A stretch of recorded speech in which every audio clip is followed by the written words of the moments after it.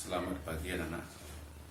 Jadi pada kesempatan pada pagi hari ini di dalam kegiatan MPLS calon siswa kelas 7 baru SMP Negeri 3 Sawan, Bapak pada pagi hari ini akan memberikan materi tentang bagaimana cara belajar efektif.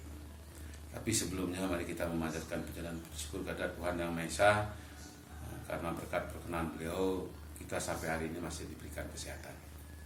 Bapak perkenalkan diri dulu. Nama Bapak adalah DRSI Kedewidi. Bapak pada kesempatan ini akan memberikan materi tentang cara belajar efektif. Bapak harap pada anak-anak untuk tetap semangat mengikuti walaupun dalam situasi seperti ini, sehingga nanti hasil dari MPLS itu anak-anak bisa jadikan sebagai pegangan atau menambah wawasan anak-anak di dalam nanti mengikuti proses pembelajaran selanjutnya. Itu saja perkenalan daripada Bapak.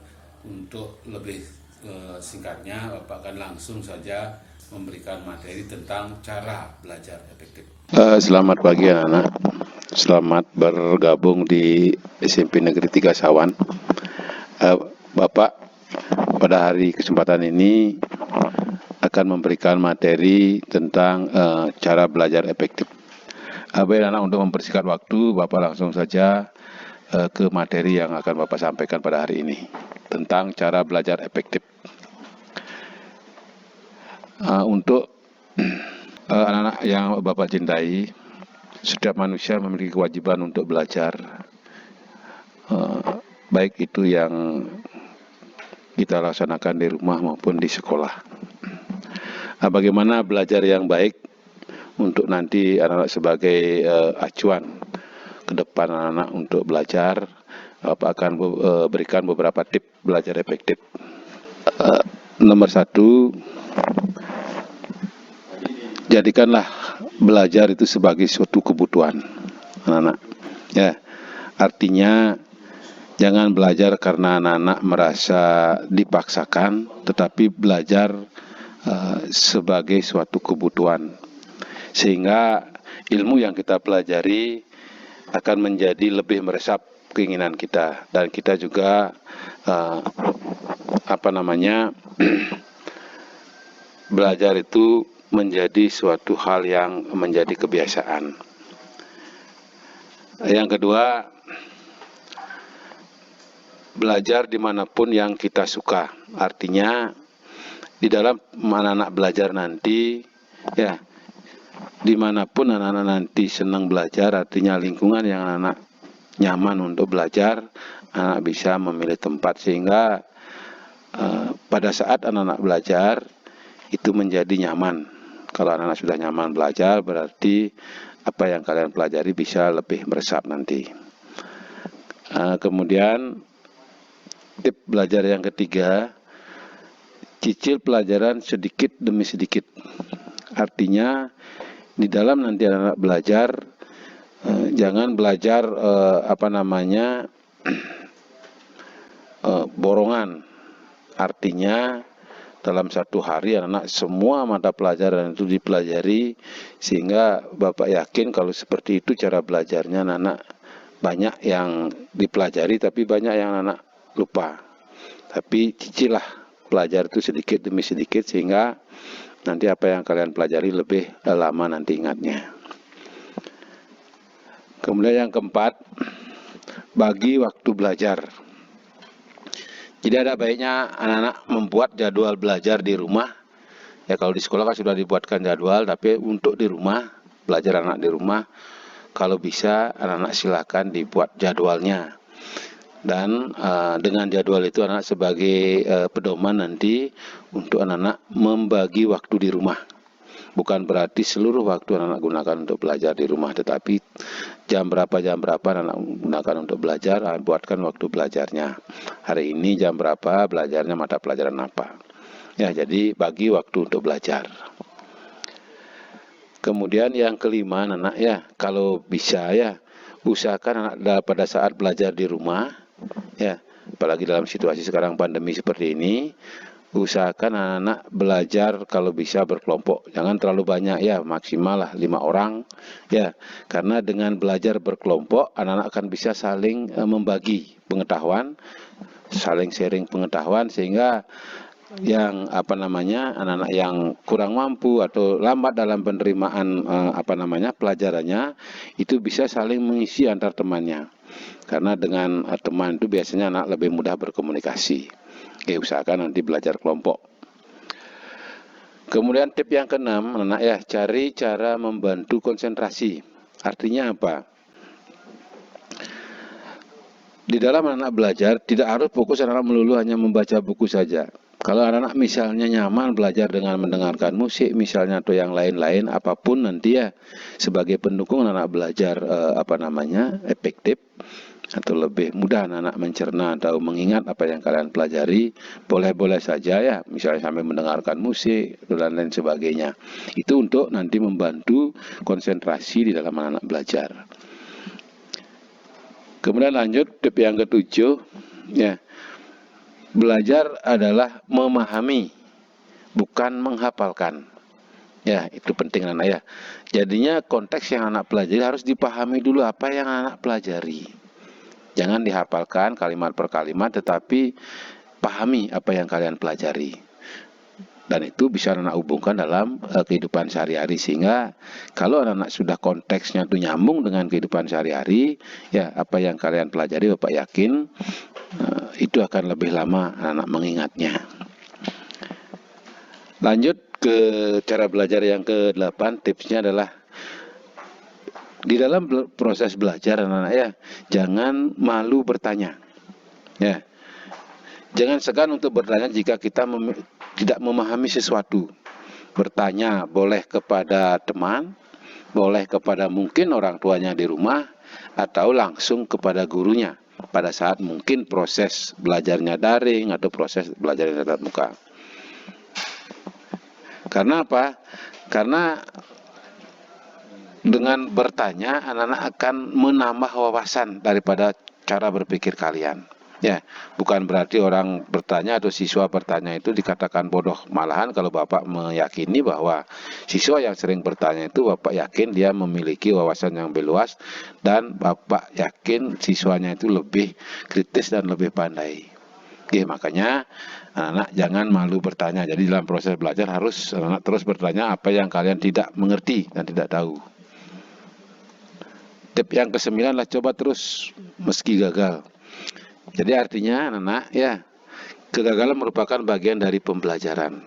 Artinya anak-anak dalam belajar bisa saja apa yang kalian pelajari tidak nyambung atau tidak ingat ya, tetapi lakukan ini berulang-ulang, jangan cepat menyerah anak-anak ya. Jika anak-anak mengalami kegagalan, coba lagi ya, tapi metodenya lain. Mungkin kalau di rumah, misalnya di dalam kamar tidak fokus anak-anak belajar, bisa cari suasana yang lain di luar ya. Terus coba anak-anak ya, sehingga nanti pada akhirnya anak-anak Bapak harapkan untuk belajarnya itu sukses ya. Lanjut, sukai semua mata pelajaran ya.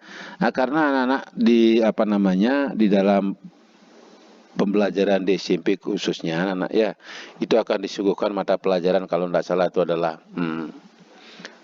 11 mata pelajaran ya. Jadi anak-anak jangan hanya satu mata pelajaran atau 2 mata pelajaran yang disukai ya, kalau bisa, karena itu semua nanti menyangkut nilai ya, dan hubungannya dengan rapot dan semua ada nilainya. Anak kalau bisa Bapak harapkan semua pelajaran yang dipelajari di SMP itu harus semua disukai ya, sehingga bisa memberikan porsi belajarnya sama. Jangan melulu hanya pelajaran yang disukai aja dipelajari, tapi pelajaran yang tidak disukai juga anak-anak harus ya sedikit demi sedikit pelajari, sehingga menyebabkan anak mulai tertarik kepada pelajaran yang mungkin awalnya anak tidak sukai. Ya, harus semuanya ya. Itu karena itu menyangkut nilai rapot yang harus anak nanti dapatkan setiap satu semester 6 bulan ya. Kemudian lanjut ke tip yang ke-11. Jadi manfaatkan fasilitas yang ada. Nah, karena anak belajarnya di SMP 3 Sawan, Bapak perkenalkan nanti sehingga anak bisa lebih menambah wawasan terkait dengan penggunaan fasilitas atau sarana yang ada di sekolah ya. Nah, di SMP 3 Sawan anak ya itu memiliki fasilitas satu perpustakaan anak. Nah, perpustakaan anak bisa gunakan untuk bagaimana anak belajar sehari-hari, baik nanti secara daring anak bisa berkunjung ke perpustakaan ya sewaktu-waktu, pada saat apalagi pada saat tatap muka anak ya gunakan fasilitas perpustakaan. Di sana anak banyak buku, banyak literatur, banyak cerita, buku cerita dan lain sebagainya, dimanfaatkan anak untuk belajar. Kemudian yang kedua, di sekolah SMP 3 juga punya laboratorium IPA anak ya. Jadi manfaatkan laboratorium untuk menambah wawasan kalian, terutama dalam memahami teori-teori yang ada di pelajaran IPA. Ya, jadi konteksnya nyata, bisa dipraktikkan dan anak bisa melihat hasilnya sesuai dengan teori-teori yang diberikan oleh gurunya, bisa langsung nanti dipraktikkan di laboratorium IPA khusus mata pelajaran IPA. Nah, kemudian juga SMP 3 Sawan punya fasilitas ruang TK. Laboratorium TK punya, jadi anak bisa menggunakan laboratorium tersebut untuk nanti misalnya anak untuk masalah akses internet ya, menggunakan fasilitas untuk belajar, mengunggah video dan lain sebagainya, atau melihat video-video pembelajaran dan lain sebagainya, atau belajar TK yang lain, itu bisa anak memanfaatkan ruang TK. Selanjutnya tip yang ke-12 lah, membuat review atau peta materi ya. Jadi di dalam anak belajar, cobalah memetakan materi yang sedang dipelajari anak ya, misalnya dengan membuat peta konsep ya, kemudian membuat review. Itu akan bisa memudahkan kita untuk memahami intisari dari ilmu ya yang dipelajari. Kemudian juga bisa membuat materi itu lebih simpel, lebih terarah anak belajarnya mau apa ya, lebih simpel anak ya, sehingga terarah nanti anak belajarnya apa yang harus anak dapatkan, tujuannya apa ya, itu harus dibuatkan peta materinya atau yang disebut dengan peta konsep anak ya. Buatkan hari ini belajar tentang ini, apa yang harus anak dapatkan, itu dilihat nanti ya, buatkan dia peta materinya. Lanjut yang ke-13, tip yang ke-13 yang membuat kesimpulan. Nah, cobalah untuk menarik kesimpulan dari materi yang sedang anak pelajari ya. Jadi apa yang anak pelajari, coba buat kesimpulannya ya.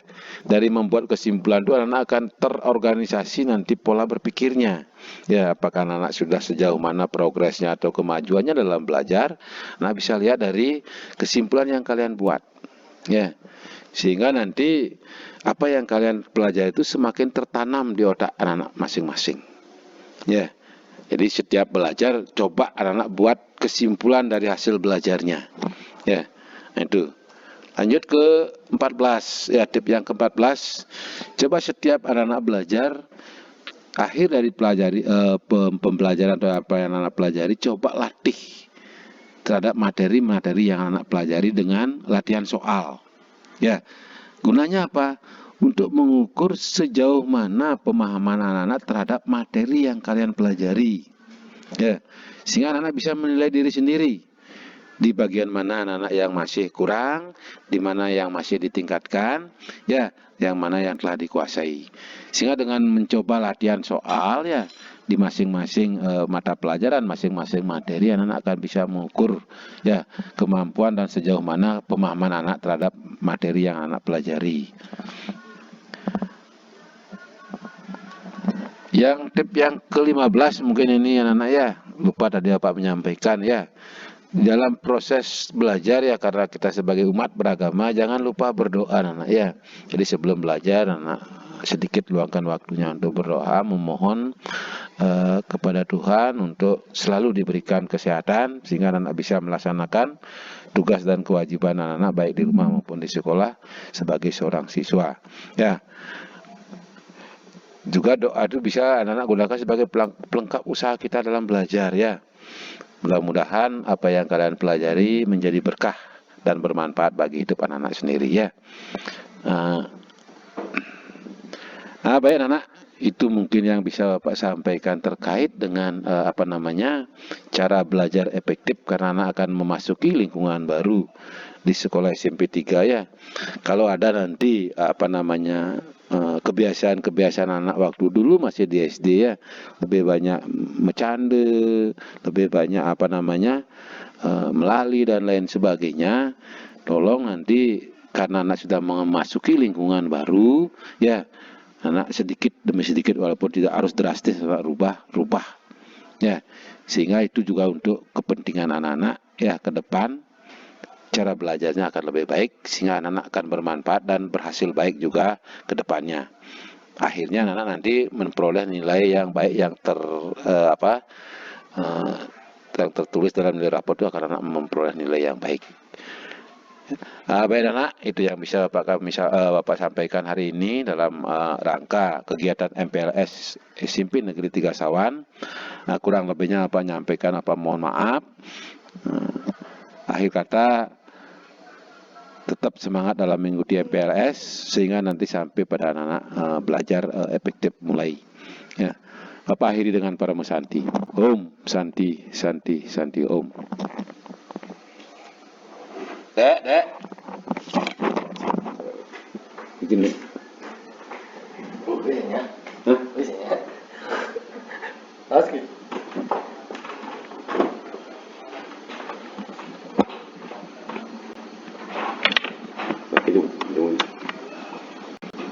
Ini semua tutup ya.